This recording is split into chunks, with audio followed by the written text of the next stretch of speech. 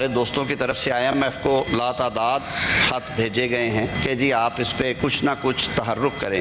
تو اس back ground میں انہوں نے تھرو پراپر چینل صرف چیف جسٹس صاحب سے as head of institution time مانگا تھا کہ ہم کچھ امور پہ آپ سے بات کرنا چاہتے ہیں. کوئی عدالتی مقدمے میں IMF نہیں گیا، نہ انہوں نے کوئی CM فائل کی. انہوں نے عدلیہ کے سربراہ کو کچھ اپنے جو ان کے ایجنڈا آئٹمس ہیں کہ رول آف لاء کے لیے، گورننس کے لیے کیا بہتر کر سکتے ہیں، وہ ان کے سامنے رکھا. چیف صاحب سے بھی پوچھا گیا کہ جی آپ کو خطوط آئے ہیں؟ انہوں نے کہا جی مجھے کوئی خط نہیں ملا. میرے سامنے یہ چونکہ گفتگو ہوئی تو میں ریپیٹ کر رہا ہوں. اور پھر سوال ہوا جی کہ اگر آپ کو کوئی خط ملے گا تو آپ کیا کریں گے؟ انہوں نے کہا جی اگر مجھے کوئی خط ملے گا تو میں وزیر اعظم کو بھیج دوں گا فردر ایکشن کے لیے. بسم اللہ الرحمن الرحیم. لاکھوں کروڑوں درود نبی اکرم صلی اللہ علیہ وسلم پر اور ان کی آل پر. عمران خان صاحب کا تیسرا خط آج آ گیا، لیکن اس خط سے پہلے ہی اس کا جواب بھی آ گیا. آرمی چیف کی طرف سے جواب آیا ہے کہ نہ مجھے کوئی خط ملا ہے، اور اگر ملا بھی تو میں اسے پڑھوں گا نہیں، اور پڑھنے کے بغیر اسے پرائم منسٹر کے پاس بھجوا دوں گا. جس کے بعد گورنمنٹ کی طرف سے یہ کلیم کیا جا رہا ہے کہ آرمی کی طرف سے یہ میسج آ گیا ہے کہ ہم ایک پیج پہ ہیں، اور اس پیج کے اندر وزیر اعظم صاحب جو ہیں وہ باس ہیں، اور آرمی چیف نے وہ خط اگر آیا بھی تو اپنے باس کو بھیجنا ہے کہ وہ اس کا فیصلہ کرے. کیا عمران خان صاحب کا جو تیسرا خط ہے، آخری خط ہے، یا اس کے بعد بھی خط آئے گا؟ اور ان خطوں سے پاکستان تحریک انصاف حاصل کیا کرنا چاہتی ہے؟ یہ ایک سوال ہے جو آج کے شو میں ڈسکس کریں گے. اور اس کے ساتھ ساتھ جسٹس سرفراز جوگر صاحب کو اسلام آباد ہائی کورٹ کا قائم مقام چیف جسٹس بنا دیا گیا ہے. اتنی زیادہ احتجاج، اتنی زیادہ ریزسٹنس کے باوجود بھی اگر وہ چیف جسٹس بن گئے ہیں تو اب وکلا کہاں سٹینڈ کریں گے اور پاکستان تحریک انصاف کہاں سٹینڈ کرے گی؟ یہ بھی ہمارا آج کا ایشو ہوگا. ہمارے ساتھ تشریف رکھتے ہیں منیر فاروق صاحب، سینئر صحافی، اینکر پرسن، آپ انہیں اچھی طرح جانتے ہیں. فیصل چودھری صاحب ہمارے ساتھ تشریف رکھتے ہیں اسلام آباد اسٹوڈیو سے، پاکستان تحریک انصاف کے وکیل ہیں اور پاکستان تحریک انصاف کے ساتھ ان کا تعلق بھی ہے. اور بیرسٹر عقیل ملک صاحب ہمارے ساتھ تشریف رکھتے ہیں، پاکستان مسلم لیگ نون کے ساتھ ان کا تعلق ہے. فیصل صاحب، سب سے پہلے آپ کی طرف آؤں گا. خط کا سب سے پہلا آپ نے اندیہ دیا تھا کہ عمران خان صاحب ایک تیسرا خط لکھ رہے ہیں، اور آپ نے سب سے پہلے اس کے مندرجات جو ہیں پوری قوم کے سامنے رکھے تھے. آج وہ خط آ گیا، لیکن افواج پاکستان کی طرف سے اس کا رسپانس پہلے سے آ گیا. تو اگر جواب نہیں آنا ان خطوط کا تو لکھ کیوں رہے ہیں آپ؟ دیکھیے جاوید صاحب، اس خط کا مخاطب جو ہے وہ آرمی کی ٹاپ کمانڈ کے علاوہ عوام پاکستان ہے. عمران خان بحیثیت فارمر پرائم منسٹر، انہوں نے اس خط میں ان کور کانفلکٹ ایشوز کا ذکر کیا ہے جن کو ریزالو کیے بغیر پاکستان میں درپیش چیلنجز جو ہیں ان سے نہیں نکلا جا سکتا. عمران خان صاحب نے یہ کہا ہے کہ فوج بہت بڑی جنگ لڑی ہے، فوج بھی میری ہے اور ملک بھی میرا ہے. ہمارے بچے شہادتیں دے رہے ہیں، لیکن اس کے باوجود کہ ایک بڑی جنگ میں فوج مصروف ہے، عوام میں اور فوج میں ایک گیپ نظر آتا ہے، خلیج نظر آتی ہے، اور اس میں ہم آہنگی کا وہ فقدان ہے. اور اس کی وجہ 6 پوائنٹس جو انہوں نے بتایا کہ یہ کور کانفلکٹ ہے جس پہ پالیسی پہ نظر ثانی کرنے کی ضرورت ہے، کیونکہ اس پر نظر ثانی کے بغیر ملک آگے نہیں جا سکتا. اس میں الیکشن ریگنگ ہے، یعنی اقلیت کو اکثریت کے اوپر فارم 47 کی فراڈ کے ذریعے مسلط کرنا، 26ویں ترمیم کے تحت ملک میں جو ہے نظام عدل کو تہس نہس کرنا، پیکا کے تحت جو آلریڈی مین اسٹریم میڈیا جو ہے وہ کنٹرول ہے، اس میں انٹرنیٹ کے اوپر اسالٹ کرنا اور انٹرنیٹ کو سلو کر کے ملک کی اکانومی کو بے تحاشا نقصان پہنچانا اور IT انڈسٹری کو تباہ کر دینا. اس کے بعد جو ہے بڑھتی ہوئی دہشت گردی، کیونکہ تمام جو وہ ادارے ہیں جن کا ایجنسیاں ہیں جن کا کام دہشت گردی کو روکنا ہے، ان کو پاکستان PTI تحریک انصاف کو کرش کرنے پر لگا دیا گیا ہے. اور تمام جو ہے ادارے اپنا وہ اصل کام چھوڑ کے سیاسی جو ہے وہ پولیٹیکل انجینئرنگ میں مصروف ہیں، جیسا کہ سپریم کورٹ کے ججز نے بھی کہا تھا. تو اس کے ساتھ ساتھ جو ہے ہماری معاشی جمود جو ہے وہ بہت بڑھ گیا ہے. اور جب تک پاکستان میں رول آف لا نہیں ہوگا، ڈیموکریسی نہیں ہوگی، آزاد میڈیا نہیں ہوگا، اور سب سے بڑھ کے انٹرنیٹ نہیں ہوگا، تو پھر ہم آگے نہیں بڑھ سکتے. تو یہ وہ کور ایشوز ہیں جن پہ نظر ثانی کی ضرورت محسوس ہوتی ہے، اور ہم نے سیاسی قوتوں کو انگیج کر کے دیکھ لیا مذاکرات کے ذریعے، وہ ڈیلیور نہیں کر سکے.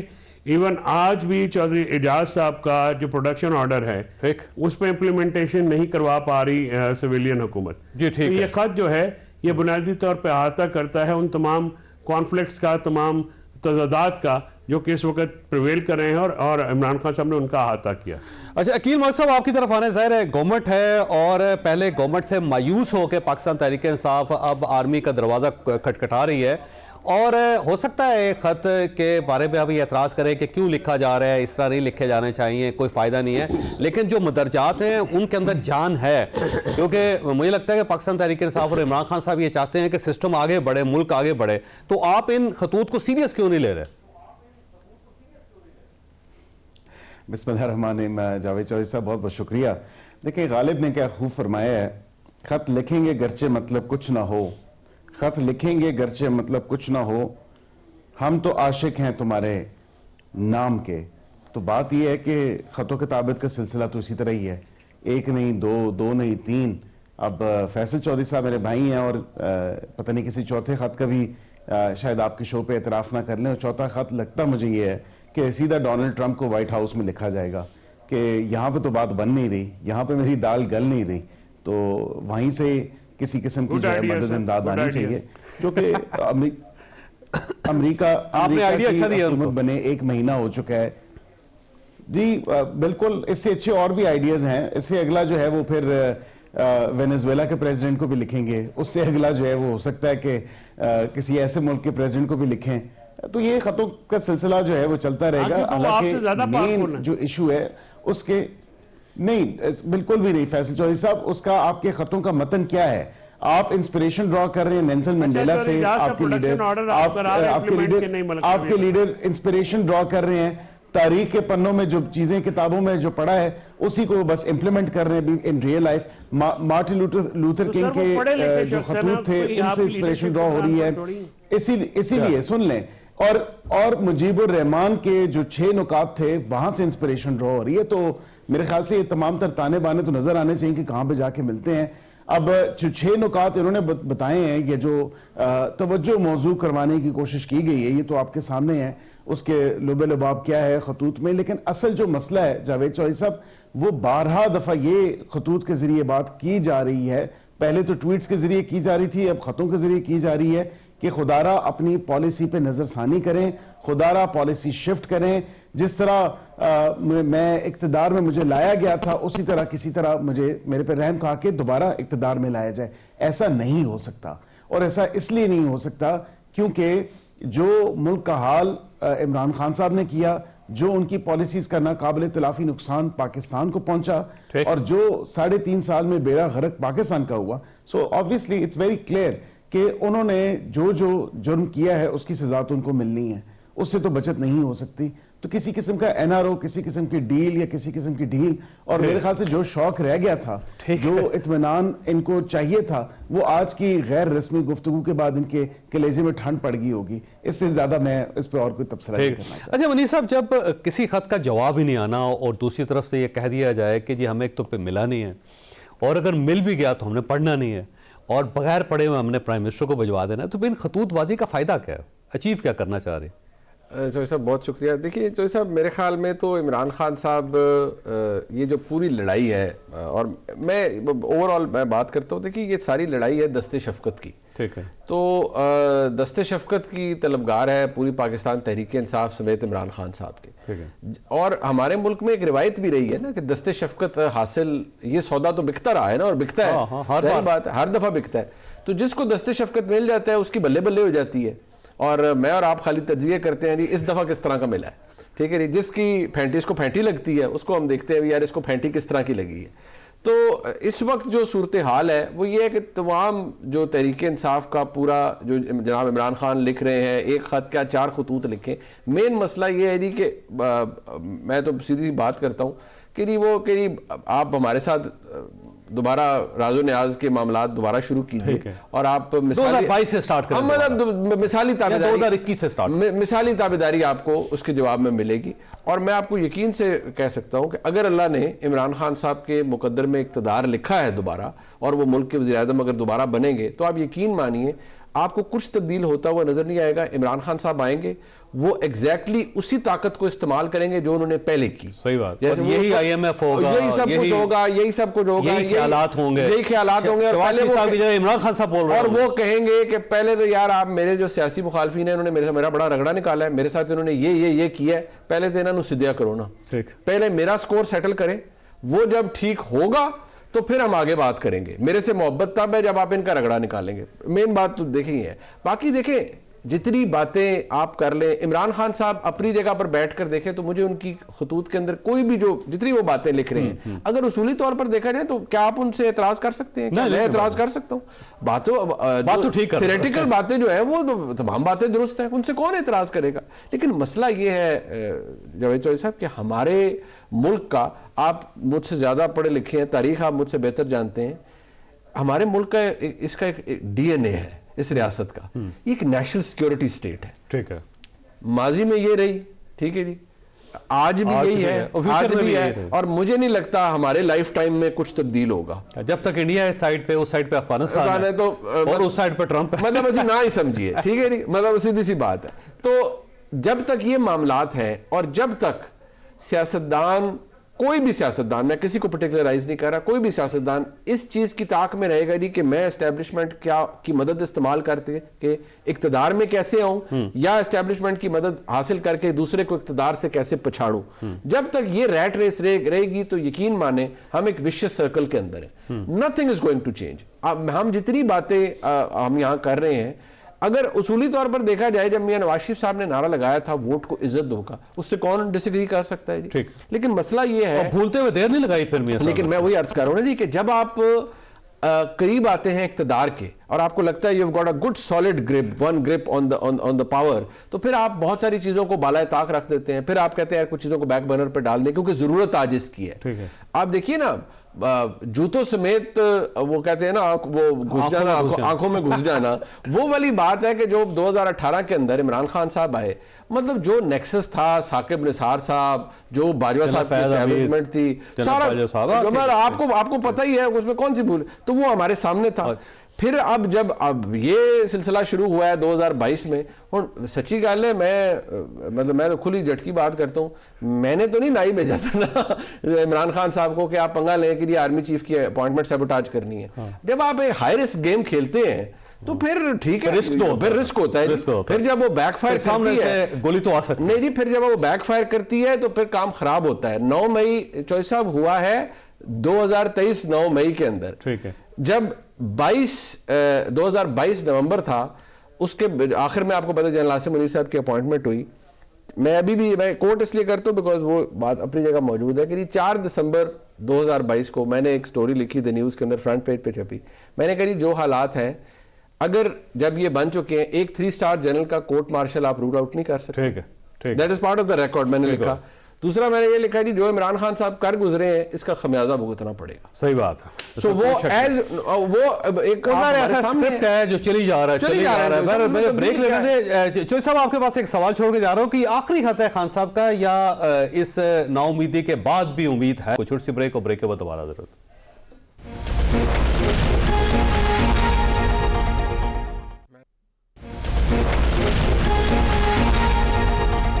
پروگرام میں دوبارہ خوش آمدید. فیصل صاحب یہ فرمائیے گا سر, یہ آخری خط ہے آپ کی طرف سے یا خان صاحب اب چوتھا خط بھی تیار کر رہے ہیں؟ جاوید چودھری صاحب, پہلے آپ نے کہا کہ ہم مایوس ہو کہ آرمی کا دروازہ کھٹکھٹا رہے ہیں. شاید آج آپ نے جو تیسرا لیٹر ہے اس کا ابتدائیہ نہیں پڑھا ہے. اس میں عمران خان صاحب نے اسپیسیفکلی یہ کہا ہے کہ نہ میں اپنے کیسز کے لیے کوئی کنسیشن مانگ رہا ہوں, نہ اپنے پارٹی کے لیے کوئی فیور مانگ رہا ہوں. لہٰذا یہ جو آپ کا تبصرہ ہے یہ میں سمجھتا ہوں کہ ایز پر دا فیکٹس نہیں ہے. ٹھیک. دوسری بات یہ ہے کہ خط جو ہے یہ آرمی کی کمان کے علاوہ جو پاکستان میں پرویلنگ کانفلکٹ ہے اس کو ایڈریس کرتا ہے. ٹھیک. اور اس لیے یہ جو خط لکھا گیا ہے اس میں حقائق کا ایک تجزیہ ہے, اور جو پرابلمز ہیں اس وقت پرویلنگ ان کا ذکر کیا گیا ہے. اور اس خط میں کوئی جواب, پہلے دن جب یہ خط کا میڈیا سے تذکرہ ہوا تو اس کا یہ سوال ہوا تھا کہ جی کیا اس کا جواب آپ انتظار کریں گے یا نہیں کریں گے، تو عمران خان صاحب نے یہ کہا کہ میں بحیثیت فارمر پرائم منسٹر پاکستان کے بہتری کے لیے، پاکستان کے بہتر مستقبل کے لیے اور پاکستان کو درپیش جو چیلنجز ہیں ان کو میں اجاگر کر رہا ہوں، اور میں ایک خط کے ذریعے ان کی اٹینشن ڈرا کر رہا ہوں جو کہ ریلیونٹ کوارٹرز ہیں اور عوام کی. لیکن فیصل صاحب آپ کی بات درست ہے، دیکھیں آپ کا حق ہے کہ آپ روز خط لکھیں، لیکن ایشو یہ ہے کہ جب آپ کسی شخص کو ایڈریس کرتے ہیں اور اس شخص کی طرف سے یہ جواب آ جاتا ہے کہ میں بالکل انٹرسٹڈ نہیں ہوں ان خطوط میں ان کو پڑھنا بھی نہیں چاہتا اور میں اس کو ریفر کر دوں گا پرائم منسٹر کو، تو جواب آپ کو دوسری طرف سے مل رہا ہے، تو پھر جہاں سے جواب نہیں مل رہا وہاں ایڈریس کیوں کر رہے ہیں آپ اوپن خط لکھتے رہے ہیں؟ پہلا جو خط تھا چوہے صاحب پہلا جو خط تھا اس کا جواب سیکیورٹی ذرائع سے آیا، پھر آج چیف صاحب نے خود جواب دیا. تو میرا خیال میں عمران خان صاحب کی ہم آپ کے شو سے پہلے روف کلاسا صاحب کے ساتھ میں تھا، تو ان کا تجزیہ تھا کہ وہ تو کامیاب ہو گئے ہیں عمران خان صاحب کہ وہ جواب لینے میں. دیکھیے جو جواب آیا ہے آج وہ خط تو پھر اوپن لیٹر ہے نا، وہ کوئی سیکریٹ لیٹر تو ہے نہیں، تو یہ بھی ایک جواب ہے. تو آپ سمجھیں کامیاب ہو گئے آپ؟ باقی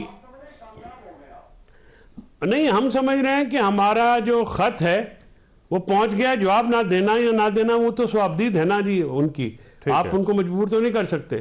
لیکن ہم نے جو اس کے ساتھ انہوں نے کہا کہ یہ خط میں جو آپ نے جو ہے جو میں نے میڈیا میں پڑھا ہے کہ جی وہ انہوں نے کہا جی کہ خط میں کی جو باتیں ہیں وہ آپ دیکھیں نا وہ چالیں ہیں، تو پھر خط تو آ گیا ہے، خط تو پھر معلومات تو ہیں. تو ایشو یہ ہے کہ ہمارا مسئلہ اس وقت آپ غلط سمجھ رہے ہیں اور غلط تشریح کر رہے ہیں، اور جس طرح سے عقیل نے غالب کا غلط شعر پڑھا ہے کہ وہ معاملہ جو ہے یہ عوام کا اور پاکستان کا مستقبل ہے. یہ کوئی پاکستان تحریک انصاف یا عمران خان سے متعلقہ خط نہیں ہے، یہ خط پاکستان کو درپیش چیلنجز اور مسائل کا احاطہ کرتا ہے جن کو حل کرنا ضروری ہے، اور اس کو حل کیے بغیر پاکستان آگے نہیں جا سکتا. جس طرح سے ہم نے جو آئی ایم ایف کو ڈوزیئر دیا ہے وہ بھی ایک ہیومن رائٹ وائلیشنز ہیں، کیونکہ جس پہ پاکستان ایز اے ریاست جو ہے وہ بین الاقوامی معاہدوں کا حصہ ہے، اور ان معاہدوں کے تحت ریاست پاکستان اپنے شہریوں کے ساتھ آئین اور قانون اور انٹرنیشنل سٹینڈرڈز کے مطابق سلوک کرنے کی پابند ہے. لہذا جس طرح سے قائد اعظم محمد علی جناح نے فلسطین کاز کو ہیومن رائٹ وائلیشنز کی بنیاد کے اوپر سپورٹ کیا، جو اب تک ہماری اسٹیٹ پالیسی ہے جس پہ ہم عمل پیرا ہیں، ہم بھی آئی ایم ایف کے جو ڈیلیگیشن آیا اس کو ڈوزیئر دینے کا یہ مقصد ہے، کیونکہ ان کا ٹی او آ رہا ہے. دیکھیں اگر پاکستان کے ساتھ کانٹریکٹ کینسل ہو جاتا ہے، نہ آزاد ازدیہ ہے نہ شہری حقوق تو ہیں، اسٹیٹ کا نقصان ہے. جب اسٹیٹ کا نقصان ہے تو سب کا نقصان اپنا مقدمہ دنیا کے ہر فورم پہ پیش کریں گے، کیونکہ پاکستان کے اندر ہر ادارہ فیل ہو چکا ہے اپنے شہریوں کے بنیادی حقوق کو اور آئین کو تحفظ دینے میں. جو عدالتیں ہیں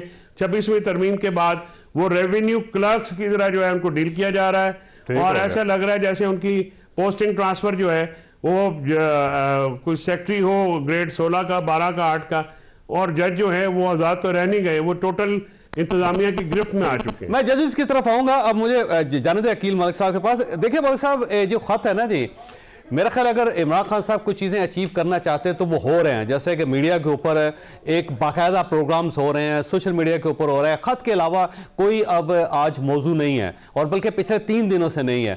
ایک تو وہ اچیو کر لیا انہوں نے کہ گریب کر لی توجہ انہوں نے پورے پاکستان کے میڈیا کی.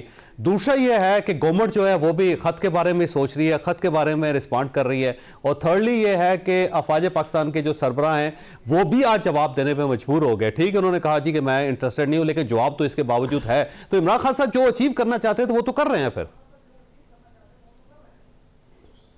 دیکھیں اگر وہ خبروں کی زینت رہنا چاہتے ہیں، بننا چاہتے ہیں، تو اب ظاہری بات ہے کہ اتنی تو کم از کم ان کو اجازت ہونی چاہیے. اب وہ اپنا جو مقدمہ ہے وہ بالکل بڑے بڑے فورمز پہ جا کے لڑیں. فیصل صاحب ہم نے تو کبھی منع نہیں کیا، لیکن کم از کم پاکستان کا نقصان جو ہے یا پاکستان کو ناقابل تلافی نقصان جو پہنچانے کی حتی الامکان کوشش کی جا رہی ہے، خواہ وہ آئی ایم ایف کا معاہدہ ہونے سے پہلے آئی ایم ایف کو خط لکھنا، آئی ایم ایف کے باہر احتجاج کرنا کیونکہ پاکستان کو پیسے نہ دو، آئی ایم ایف کو ڈوزیئر دینا، اور یہ تمام تر اقدامات کرنا، تو یہ میں یا اپنے حق میں ریزولوشنز پاس کروانا، تو اس میں بے عزتی حکومت کی تو نہیں ہے, اس میں بے عزتی تو پاکستان کی ہے. وقار کس کا مجروح ہو رہا ہے؟ ہمارے ملک کا مجروح ہو رہا ہے. اگر ملک کو ناقابل تلافی نقصان پہنچانے سے آپ اپنی سیاست چمکانا چاہتے ہیں تو بالکل کیجئے, اس میں آپ کو کوئی روک تھام نہیں ہے. ہم نے تو اپنا فوکس رہ کے کام کرنا ہے. الحمدللہ 1 سال پورا ہونے کو آیا ہے, ان کا یہ شور و ویلا ہی نہیں ختم ہو رہا, کبھی یہ بات تو کبھی وہ بات. تو اس میں اچھا ویسے ملک صاحب آپ انگیج کیوں نہیں کرتے؟ دیکھیں پاکستان پیپلز پارٹی کے ساتھ آپ نے انگیجمنٹ کی تھی, ایک چارٹر آف ڈیموکریسی ہوا تھا, تو اب عمران خان صاحب کے ساتھ آپ کیوں نہیں انگیجمنٹ کرتے؟ ان کو بھی بٹھائیں ٹیبل پہ, معاملات کو سیٹل کریں تاکہ پاکستان آگے بڑھ سکے. آپ نے بہت اچھا سوال پوچھا, لیکن یہ سوال ہمارے پہ نہیں بنتا. ہم 10 ماہ سے ان کو مذاکرات کی دعوت دیے بیٹھے ہوئے تھے, 10 ماہ سے متواتر طور پہ مذاکرات کا کہہ رہے تھے. مذاکرات کی 3 نشستیں ہوئی, پوچھ لیں فیصل صاحب سے مذاکرات کی نشست چوتھی میں کون نہیں آیا اور کیوں نہیں آئے. خود ہی سے ہمارا جواب اگر انہوں نے تصور کر لیا اور کہا کہ بالکل جی یہ ان کا جواب تو ریڈی ہے, انہوں نے تو کوئی کمیشن بنانا نہیں ہے بقول ان کے, حالانکہ کوئی آفیشیلی جواب نہیں آیا تھا. اب مجھے پتہ یہ کہیں گے کیونکہ آپ کے 2 وزراء نے پریس کانفرنس کر دی تھی, ان کمیٹی کے ممبران نے. بات یہ راہ فرار کس نے اختیار کی؟ راہ فرار انہوں نے اختیار کی مذاکرات کی چوتھی نشست سے. پوچھ لیجئے. ویسے ملک صاحب ایک سوال, فیصل صاحب سوال ٹھیک کر رہے ہیں, جواب نہیں دیتے. ویسے فیصل صاحب سوال ٹھیک کر رہے ہیں کہ جب چیئرمین صاحب نے پروڈکشن آرڈر جاری کیا جاج چودھری صاحب کا, تو آپ ان کو دیں نا, ان کو حوالے کریں, سینٹ میں پیش کریں ان کو, کیوں نہیں کر رہے آپ؟ دیکھیں حاجی امتیاز صاحب کے جو تھے وہ ہم نے بالکل میں ممبر نیشنل اسمبلی ہوں, نہیں چودھری اجاز صاحب کا سر, حاجی صاحب کا تو آگئے, وہ تو آگئے. چودھری اجاز صاحب بالکل میں آپ کی بات سے 100% اتفاق کرتا ہوں فیصل چودھری صاحب, لیکن کم از کم آپ اپنا پاس کانڈکٹ کریں. سر وہ تو ٹھیک ہے, آپ ہمیشہ کرتے ہیں, لیکن آپ ہمارے پہ انگلیاں اٹھا رہے ہیں. آپ میرے خیال سے شاید جب عمران خان صاحب وزیر اعظم تھے اس ٹائم بھی دیکھ لیتے, لوگوں کے پروڈکشن آرڈر جاری نہیں ہوتے تھے. لے کے آیا جاتا تھا شہباز شریف صاحب کو as leader of the opposition. I think آپ بھول جاتے ہیں, تھوڑی میموری جاب کرنی پڑتی ہے, because آپ کو اپنے ظلم و ستم کیے ہوئے وہ یاد نہیں آتے. میں بالکل آپ کی بات سے بالکل ایگری کرتا ہوں اس بات پہ کہ چودھری اجاز صاحب کے ہونے چاہیے, لیکن ادھر کون ہے چیئرمین سینٹ؟ آپ یہ سوال چیئرمین سینٹ نے تو پروڈکشن آرڈر جاری کر دیا ہوا ہے, یہ آپ امپلیمنٹ نہیں کر رہے, گورنمنٹ امپلیمنٹ نہیں کر رہے.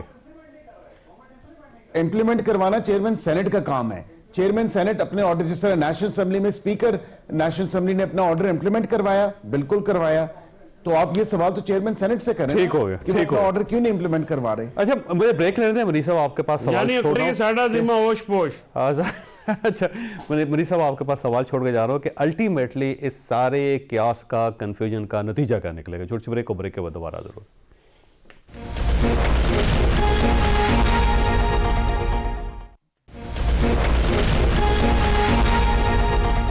پروگرام میں دوبارہ خوش آمدید. ویسے منیر صاحب یہ فرمائیے گا اس ساری صورتحال کا نتیجہ کیا نکلے گا جی الٹیمیٹلی؟ تو صاحب بات یہ ہے کہ ہم اگر اینڈ گیم, نتیجہ وہی نا کہ اس کی اینڈ گیم کیا ہے.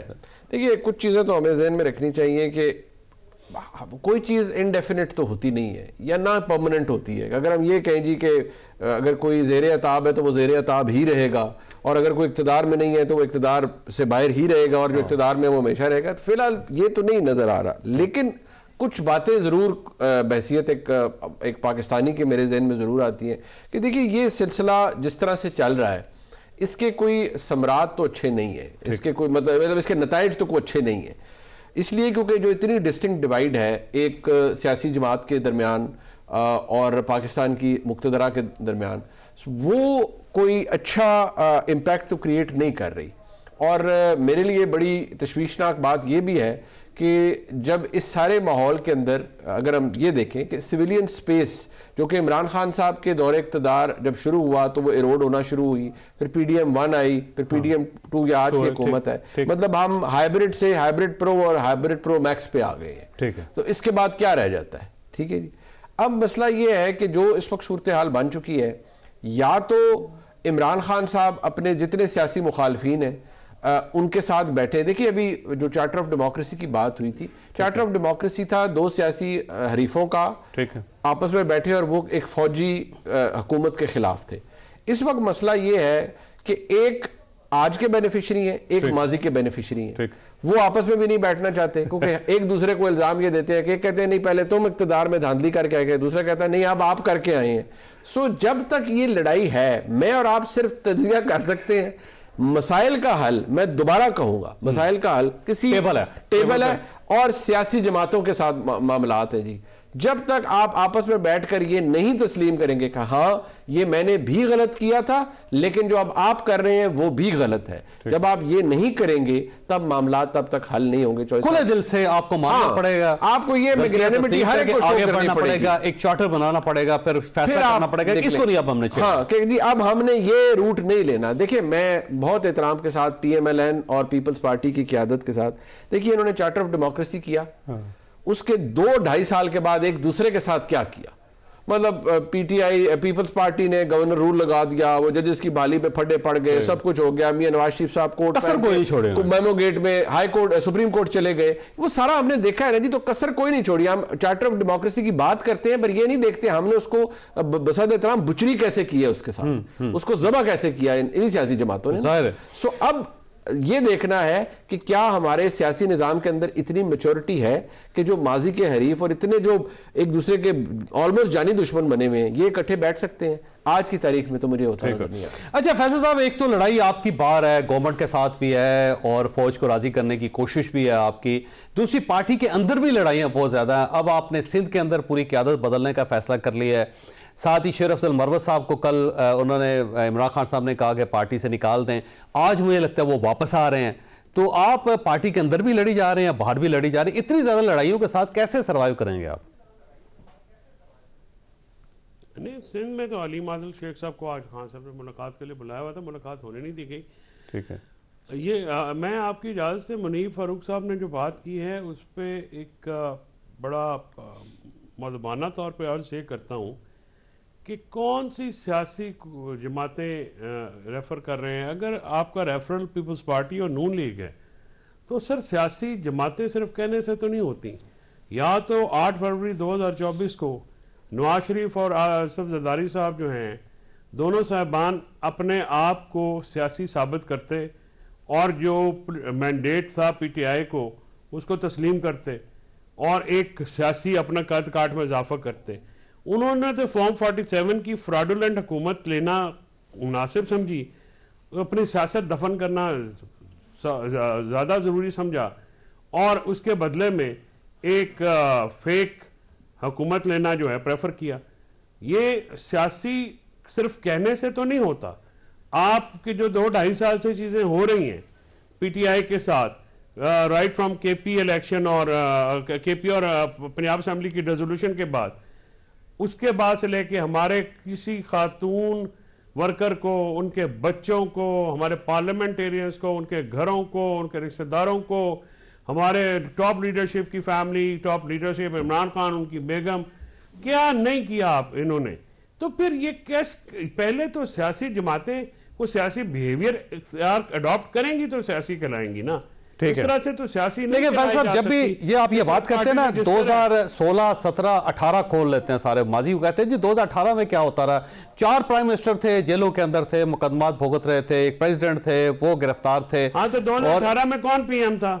ویسے 2018 میں جب جس بات کی آپ ذکر کر رہے ہیں چوہے صاحب، یہ اپنا شاہد خاقان عباسی صاحب وزیر اعظم تھے. نہیں، اس کے بعد عمران خان صاحب کا دور دیکھیں. ہمارا پی ٹی آئی کے دور میں صرف ایک کیس بنا ہے مقصود چپڑاسی والا، باقی سارے کیس انہوں نے ایک دوسرے پہ بنائے. سر رانا ثناء اللہ صاحب کو لے لیں، احسن اقبال صاحب کو لے لیں، خواجہ آصف صاحب کو لے لیں، خواجہ سعد رفیق صاحب کو لے لیں. ان کو لیں، ان کے خلاف کیسز کس نے بنائے تھے؟ کس نے بنائے تھے؟ سر دیکھیں رانا ثناء اللہ صاحب کا کیس آپ کی گورنمنٹ، احسن اقبال کے خلاف کیس آپ دیکھیں نا. اس کو دیکھیں سر، تھوڑا سا فرق کر لیں، فیکٹس کو سٹریٹ رکھیں. یہ کیسز پی ٹی آئی دور میں نہیں بنے، یہ کیسز اس سے پہلے دور میں بنے تھے. شاہد خاقان عباسی صاحب، نواز شریف زرداری کے خلاف، نواز شریف کے خلاف زرداری، یہ سارے کیسز جو ہیں یہ پہلے بنے تھے. پی ٹی آئی کے دور میں صرف ایک مقصود چپڑاسی والا 1600 ارب روپے کی منی لانڈرنگ کا کیس ہے جو کہ بند ہو گیا. ٹھیک ہے، یہ فیکٹ سٹریٹ کریں. نیب جو ہے آج یہ مجھے یہ بتا دیں، نیب یہ حکومت کنٹرول کرتی ہے؟ یہ عقیل صاحب بیٹھے ہیں نا، پوچھ لیں ان سے. کہ یہ کنٹرول کرتی ہے. کیا آپ کو نہیں پتا کہ کون کہاں سے کنٹرول ہوتا ہے؟ کیا آپ کے زمانے میں بھی یہ ہوتا رہا تھا؟ بدلہ لینے کے لیے عمران خان صاحب بڑے تگڑے پرائم منسٹر تھے, آپ ذرا ذہن میں رکھیں. نارووال سپورٹس کمپلیکس جیسے کیسز احسن اقبال صاحب کے خلاف کیسز بنائے, رانا ثناءاللہ صاحب کے خلاف اتنا بیہودہ اور گھٹیا کیس بنایا. یہ مطلب ایک لمبی فہرست ہے. فیصل صاحب اگر آپ بھول چکے ہیں تو میں تھوڑی میموری اس پہ بھی جاگ کر دیتا ہوں آپ کی. اچھا مجھے بریک گنا دینا, 2 گنائے آپ نے, میں گناؤں آپ کو. اچھا مجھے بریک لینے, فیصل یہیں سے سٹارٹ کریں گے. آپ نے کیا کیا, یہیں سے سٹارٹ کریں گے. آپ کے خلاف کیا کیا ہے, یہیں سے سٹارٹ کریں گے. چھوٹی سی بریک کو, بریک کے بعد دوبارہ ضرورت.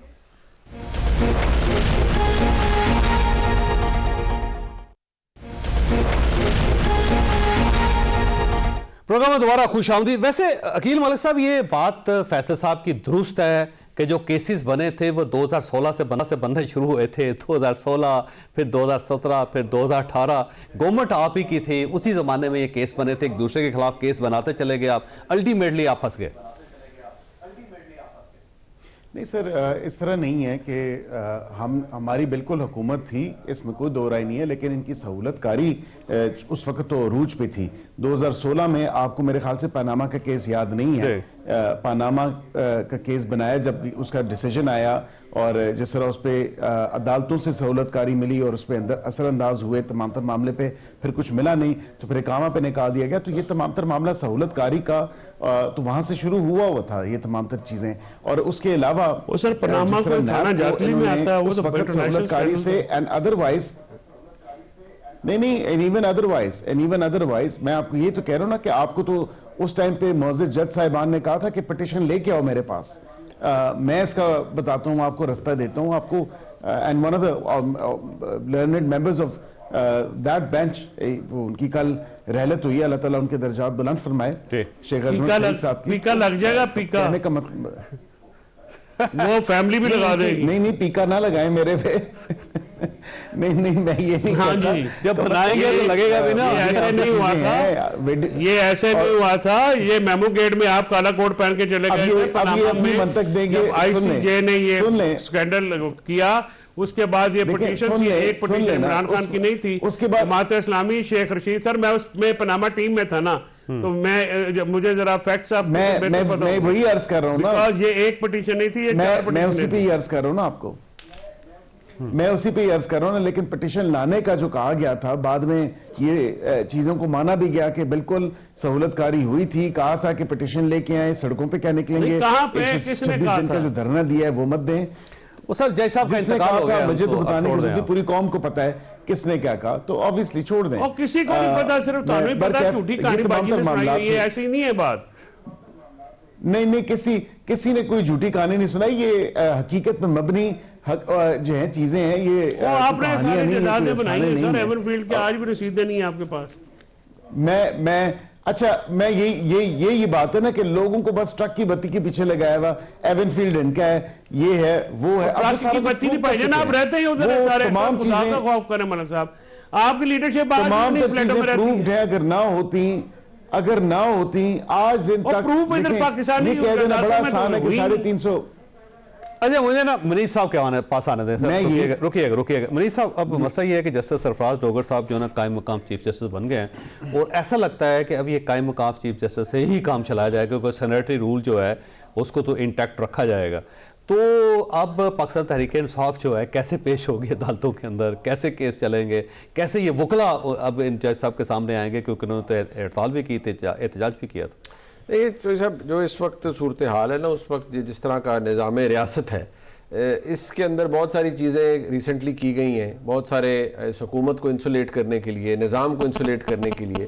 اس میں جوڈیشری کے اندر ایگزیکٹو کی بے شمار انگریس بھی وہ بڑھ گئی ہے. دیکھیں ایک بات تو میں بتاؤں, جو پارلیمنٹری اوور سائٹ یا اس ٹائپ کی چیزوں کو تو پاکستان کی جوڈیشری ہمیشہ ریزسٹ کرتی رہی, لیکن جس طرح سے ابھی بھی ہوا ہے وہ تھوڑا سا بیلنس آؤٹ ہو گیا ہے, بلکہ ٹھیک ٹھاک بیلنس آؤٹ ہو گیا. لیکن اگر میں یہ کہوں, پہلے بھی آؤٹ تھا, لیکن اگر میں یہ کہوں, پہلے سارے حاجی ثناء اللہ بیٹھے ہوئے تھے اور انہوں نے کبھی کوئی جوڈیشل اپوائنٹمنٹ میں 2 نمبری نہیں کی تھی, تو وہ بھی بہت بڑا فراڈ ہے. دوسری بات یہ ہے, اور یہ جیسے ابھی چوہے صاحب فرما رہے ہیں نا, وہ بات ان کی, میں صرف ان کو بھی نہایت احترام سے بھائی ہے میرے, کہ یہ ادھر نا جب وقت گزر جاتا ہے نا ساروں ہوتا ہے نا, ہر کسی کو ہوتا ہے کہ یار بھئی وہ وقت گزر گیا ہے تو سارے بھئی پیر بھی بن گئے, حاجی بھی بن گئے. مسئلہ یہ ہے کہ سب سے بڑا فراڈ اس ملک میں ریسنٹ پاسٹ میں کیا ہوا ہے, وہ 2014 کا دھرنا تھا. جنرل ظہیر الاسلام صاحب was involved up to his neck. ٹھیک ہے جی, اس وقت کی اسٹیبلشمنٹ نے انڈر سیج کروایا اسلام آباد کو.